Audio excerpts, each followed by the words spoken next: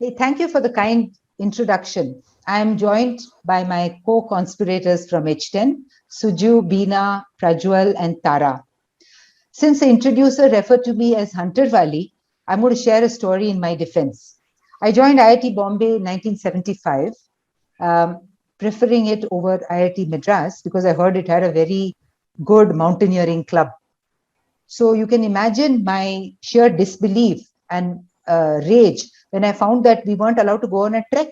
It was Friday. I recall that day vividly. A few of us just marched into the Dairo's house and said, "How can this be?" He heard us patiently, poor man. And then he called up Professor Rehana Ghadiali. And she's such a sport. At short notice, she agreed to join us on the hike. It was beautiful hike. It was exhilarating, and it was monsoon, so you can all imagine how it was. But it was difficult trek, and it was tough on Professor. And the boys literally had to carry her back to the hostel. She prevailed on the Dairo, and then there was no trekking was open to girls without chaperones. I remember being a freshie, the first thing we were taught was the escape route out of our hostel.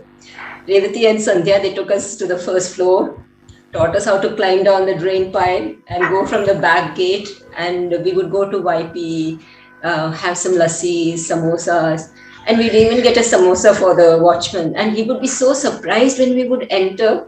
And the strange thing was, we could enter at any time, but it was ridiculous. We were not allowed to go out of the hostel after 10 o'clock, especially as the library used to be open till 11. And another thing was, visitors, especially the male visitors, were not allowed to come inside the hostels. So then we had a lot of discussions, and then we voted that our family and friends, even if they were males, should be allowed to come in. Yeah, defying the rules and going up and down the pipes is one thing, but being constantly referred to as ladies' hostel was irksome. So one day, or should I say one night, Sandhya Gokhale, who was the general secretary at that time of the hostel, and myself, we took a can of white paint and we first started off in the hostel itself with the lamppost. We removed the lettering which said ladies hostel, changed it to H10, and then we drove around the campus on our bikes. And wherever we found a reference to ladies hostel, we had it changed to H10. So it was a simple thing, just a small coat of paint, but a big step for us women on campus. We felt so empowered. We could change things.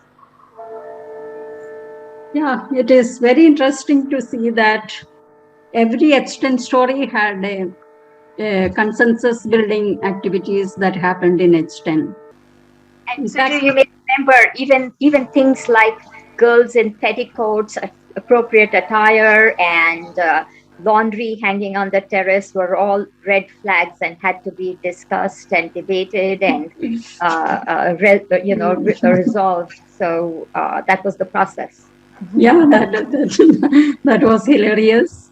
In fact, most of our discussions always used to boil down to women's issues, whether it is gender equality or women's discriminations, women's rights, and so on. In fact, those discussions and those years at H10, all these stories shaped our perception on women's issues. In fact, for me, that was the experience. Similar, I see that many of the girls also felt the same. It was wonderful to be in H10 for those years. And, so once we had these significant changes made and rules changed, we had a Dandiya Ras celebration.